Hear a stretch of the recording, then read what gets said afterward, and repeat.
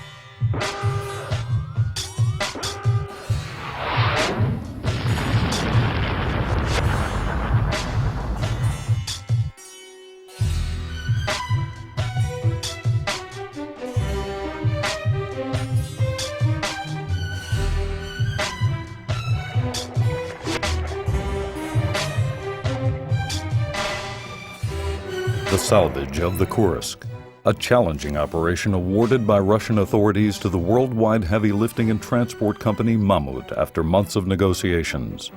Mamut's salvage plan differed from earlier operations in several decisive aspects, which promise a successful result before the October stormy season on the Barents Sea.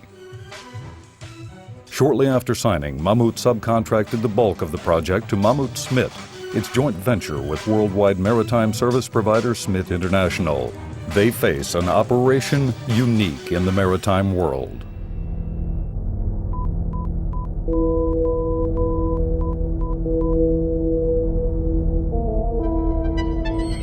The salvage plan generally looks as follows.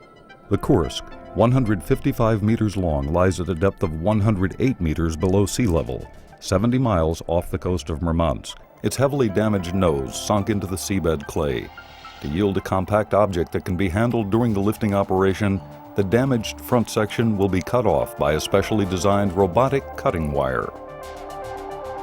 The salvage plan involves lifting the Kursk by means of 26 computer-controlled lifting units, all positioned on a barge. Once the barge is in place, 26 grippers, or lifting hooks, will be guided down into 26 pre-cut holes in the inner and outer hull. When correctly aligned, the gripper units will be hydraulically opened up and clamped under the frames of the inner hull, not unlike a toggle bolt. A bundle of 54 cables will be attached to each gripper.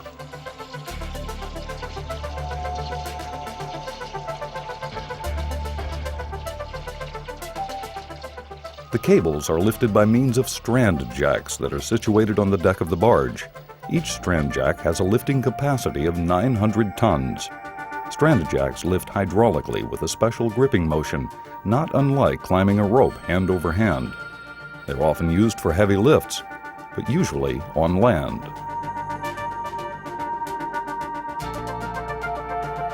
During the lift, the force exerted on the attachment points on the Kursk needs to be constant.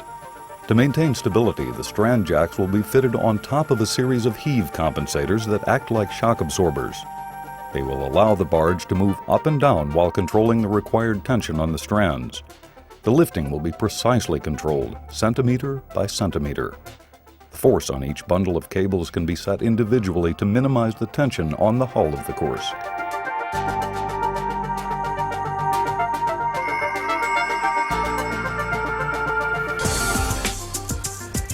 The animation made it all look feasible, but the reality was something different.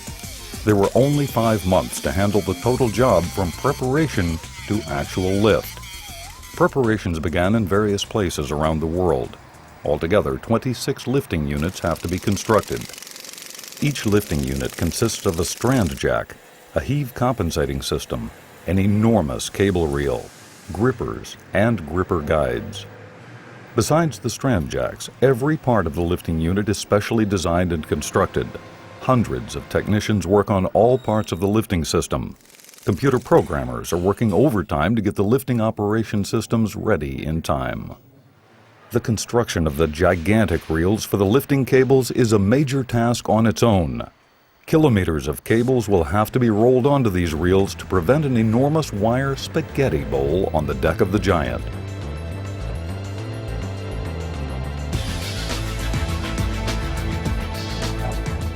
A specially designed cutting wire will have to remove the nose of the Kursk.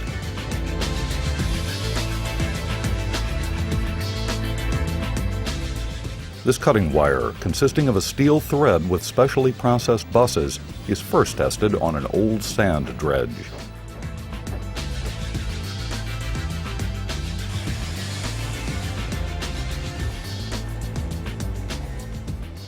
Each part of the operation is tested extensively.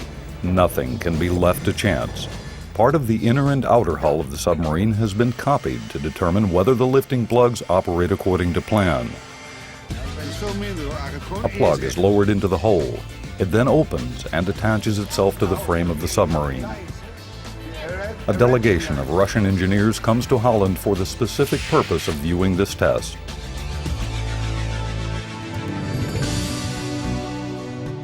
In the harbor of Rotterdam, the first equipment is prepared for departure to the Barents Sea.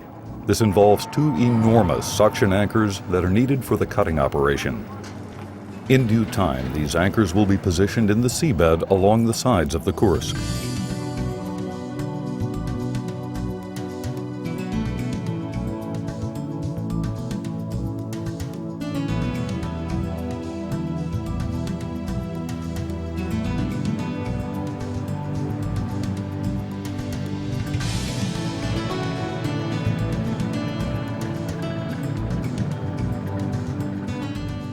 It's mid-July, 2 months after signing of the salvage contract, when the pontoon with the sawing equipment leaves the Rotterdam harbor.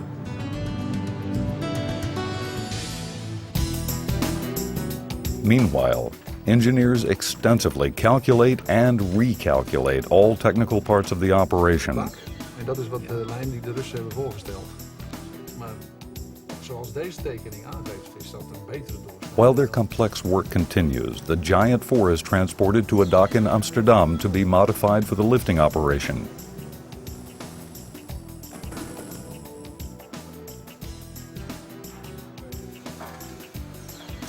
This 130-meter semi-submersible barge is normally used for the transportation of heavy loads that are normally placed on deck. For this particular job, the barge must be prepared to carry cargo below deck. Enormous saddles are mounted underneath the barge. The saddles are shaped to match the outer hull of the Kursk. Below the waterline, under the bow, a huge hole is cut for the sail of the Kursk. Saddles and hole are made to tighten the submarine firmly against the giant barge, which is necessary for a safe journey from the Barents Sea to the harbor of Murmansk.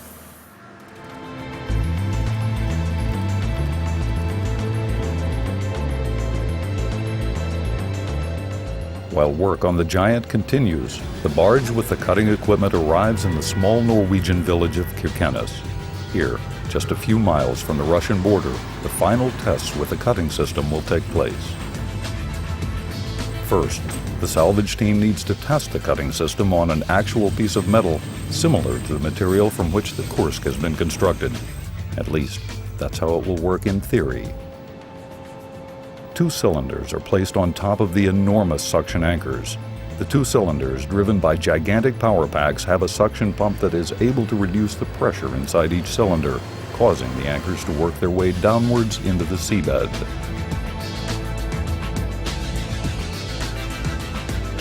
After several days of testing, the team is satisfied with the results. The anchors are hung overboard before the 2-day journey to the Kursk site can begin. Here, in the sheltered bay of Kirkenes, this can be done easily. Doing this on the Barents Sea with its constant swell would be very dangerous.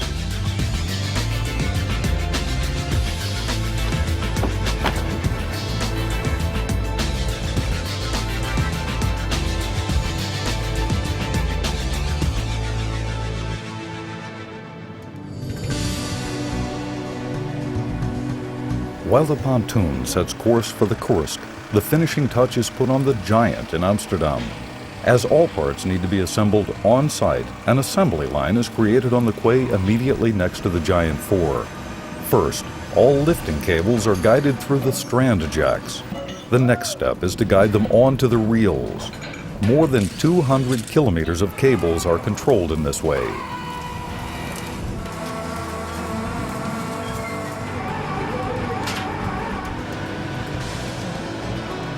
The cables are reeved, and the plugs that will need to be attached to the submarine have now been assembled and are being attached. It's August now. Time is pressing. The deck of the Giant is getting fuller all the time. As soon as a lifting platform is completed, it is hoisted onto the Giant 4 and installed over the holes that have been cut. In addition, the heave compensation system, consisting of 4 nitrogen-driven cylinders for each lifting platform, is installed. 28 containers with a total of 3,584 bottles of nitrogen are placed on deck.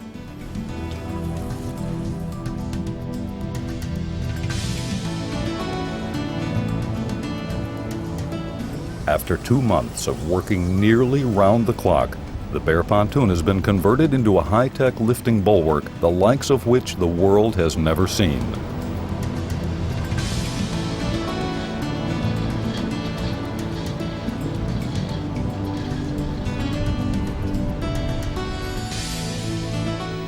The signal for departure can be given.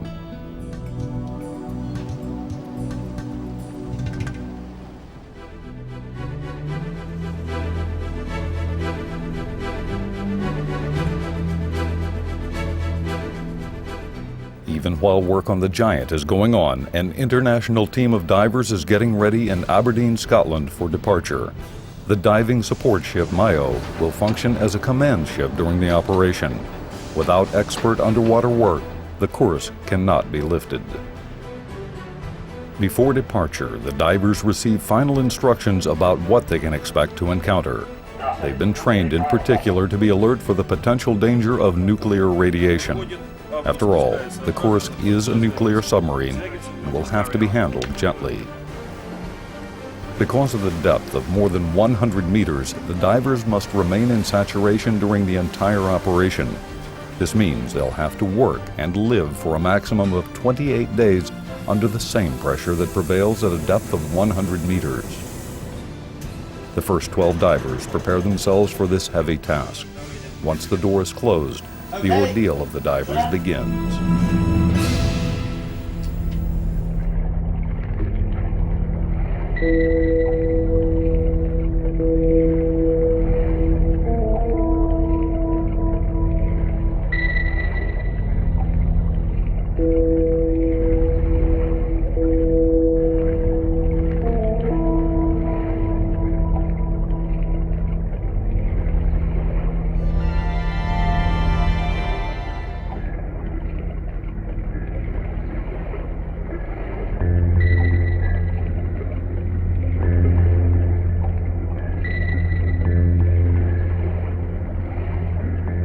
On July 22nd, the Kursk appears on the monitors of the diving ship.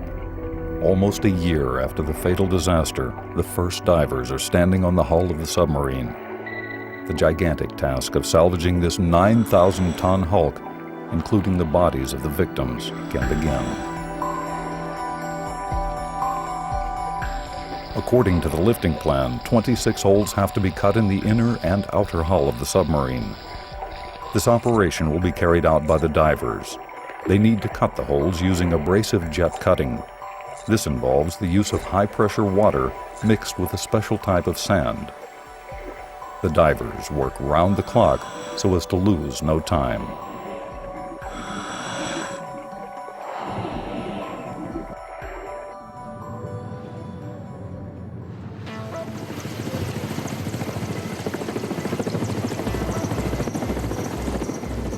After 28 days, the first international team of divers is relieved.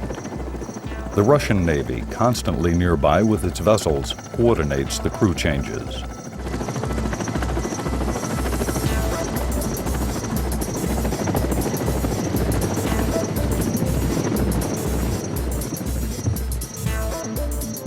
The Mayo has a pressure tank aboard in which the divers live, sleep, and eat after their work on the Kursk. Each diver works 6 hours per day. While 3 divers are at work down below, the others can rest or eat. They fully depend on each other during this entire time. The work is proceeding smoothly. After several weeks, all holes have been cut and a start can be made with the removal of the nose. The Mayo has now been joined by the pontoon with the cutting equipment. First, the suction anchors are lowered. These anchors must be placed exactly in the right position next to the submarine. Slowly, the heavy equipment is lowered to a depth of 100 meters. Up above, on board of the Mayo, the positioning is being carefully monitored. Divers are working continuously to place the anchors properly.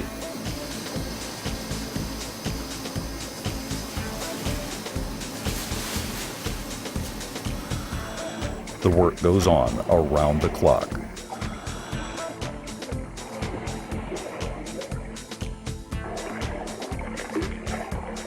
Once the anchors have been placed, the cutting wire can be lowered. The divers place the heavy wire across the nose of the Kursk, then attach it to the anchors on both sides. The wire has to be placed in the precise correct position. The separation of the heavily damaged nose and the hull is a must before the lifting work can be started. The nose might break during the lifting operation, causing instability that could generate unexpected forces on the lifting units. In theory, the 2 suction anchors suck themselves by vacuum into the seabed of the Barents Sea. At the same time, the cutting wire is moved forwards and backwards by means of the hydraulic cylinders.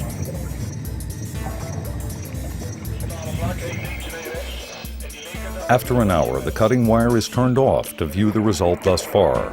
When the underwater camera is lowered, the situation becomes clear. The wire is doing great work. It's lasted even longer than expected. The salvors continue with good hope.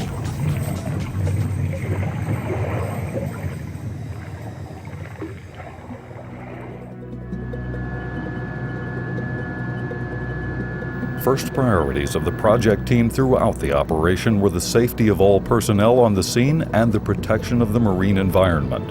An independent radiological protection team of British and Belgian nuclear and weapons experts was on hand.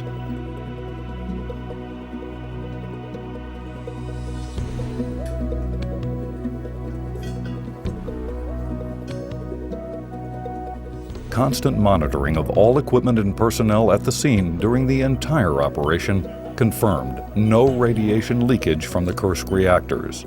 Every recorded level was well within the acceptable range for background radiation.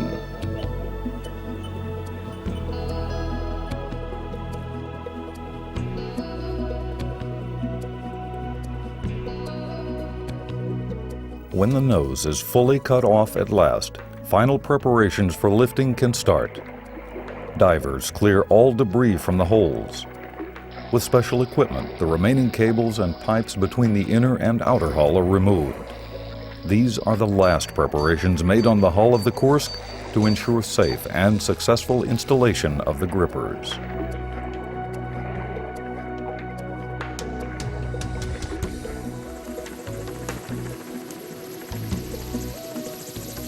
At this point, weather conditions are quite favorable for the salvors.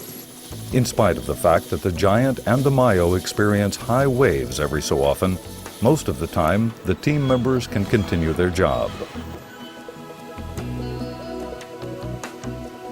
Slowly but surely, the lifting units are being prepared for the finale. Within a couple of days, it will be clear whether the lifting units that have been developed, constructed, and tested for months will also function in actual practice. The system is inspected for the umpteenth time. And the compensator system undergoes one more check. Tension is rising. Before the next phase can begin, the salvage team is faced with a solid setback. The wind is picking up. A storm is on the way. This means that the work has to be interrupted. In anticipation of the upcoming weather, the equipment is secured where possible to withstand heavy sea motion. Any damage or loss of equipment could have serious consequences for the entire operation. When everything has been secured, the team can do nothing but wait.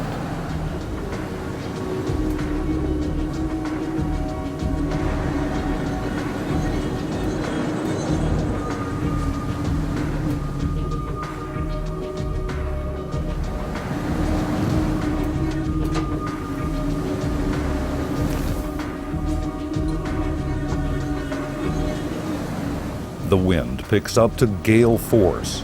Several crew members nonetheless manage to go on deck to lash down some more pieces of equipment.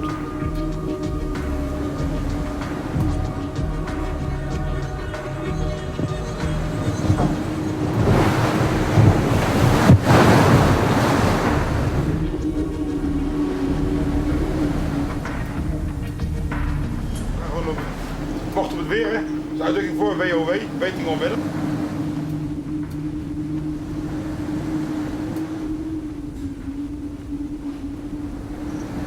The storm holds on for 24 hours, but in the morning, the sun breaks through and a rainbow appears on the horizon. The weather forecast looks favorable for the time being, and the crew begins immediately to undo the fastened equipment. 2 crawler cranes are used to unroll the 4 guide cables. Later on, the plugs will be lowered along these cables. They ensure that the plugs will not twist during their journey to a depth of 100 meters. The guide cables are attached to a ring in sets of 4.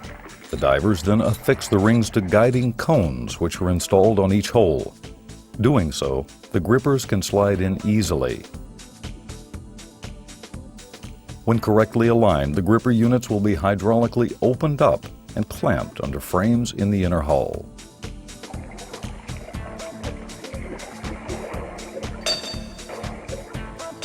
Slowly but surely, the plugs inch their way down to be positioned in the holes.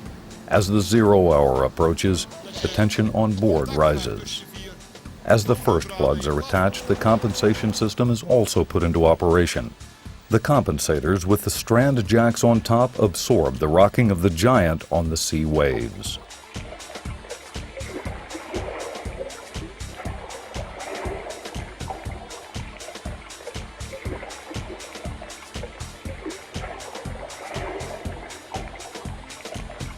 Hetzelfde geldt eigenlijk ook voor 4.6. 4.6 om 5 uur, oké. Almost every gripper has a unique shape and has to be inserted at a different angle. The crew on deck and the divers below function as a smoothly operating team, and after 4 days, 13 plugs have been installed. 2 days later, the last of the 26 plugs has been lowered. For the divers, months of working around the clock finally came to an end.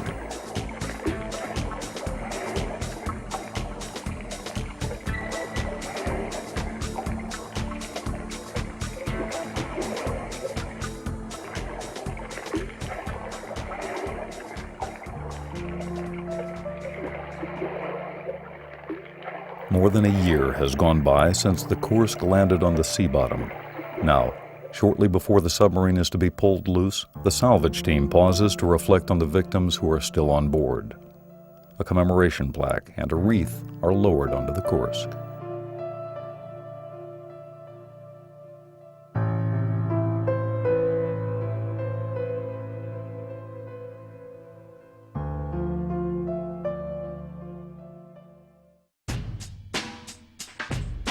Ben je er klaar voor?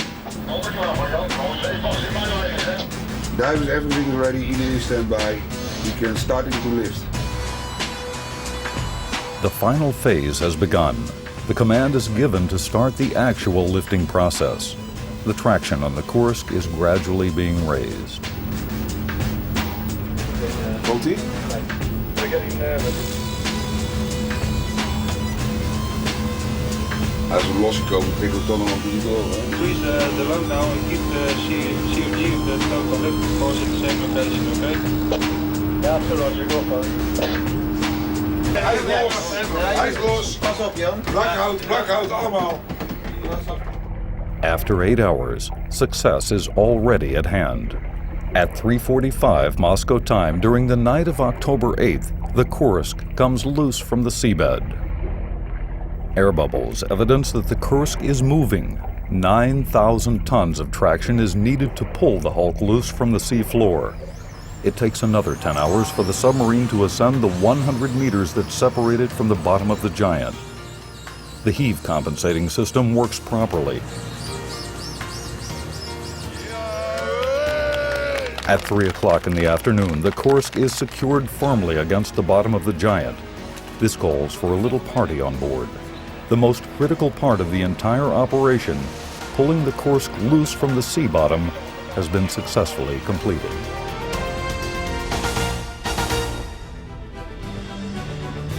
As soon as the Kursk hangs firmly underneath the Giant, the journey towards the harbor of Murmansk is begun. The tugboat SMIT Singapore pulls the Giant Kursk combination towards the Russian harbor. The combination arrives in Murmansk after 2 days. Accompanied by the Peter the Great, a flagship of the Russian Navy,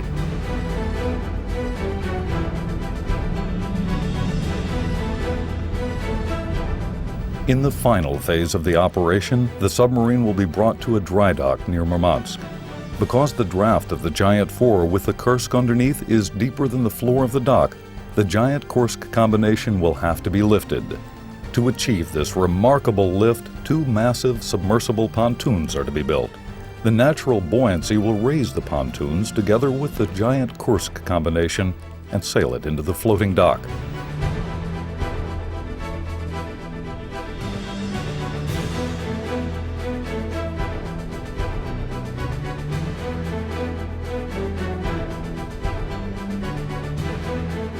There, the lifting units will place the Kursk gently onto the supports.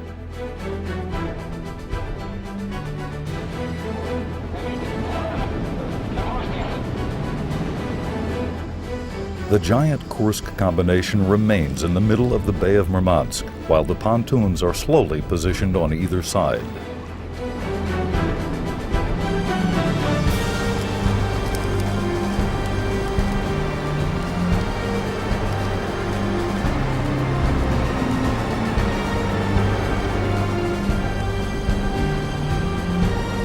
The next step is to sink the enormous pontoons by flooding them with water. Slowly, the pontoons descend further into the water. Once they've sunk deep enough, they're moved underneath the Giant.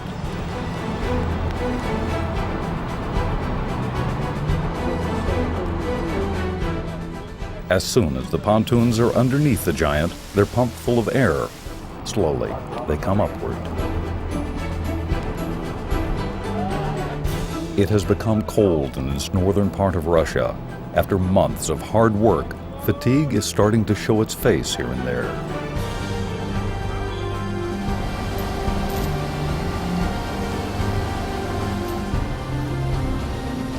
When the pontoons are full of air, they have lifted the Giant Kursk combination more than 6 meters. The combination is thus far less deep into the water and will fit into the dock. Several tugboats push and pull the Giant slowly in the direction of the dock. The Russian Navy is meanwhile lending the salvors a helping hand. Dozens of sailors are now involved to assist in getting their lost comrades into the dry dock. Soon, the combination lies in the dock. The Kursk is back home. The Giant can leave the dock once again, but before that takes place, the salvage team honors the victims one last time. Serieus, nagedachtenis. Ons gevallen collega's, zeevarenden aan boord van de Kursk, vraag ik jullie even uw stilte na het gooien van deze krant.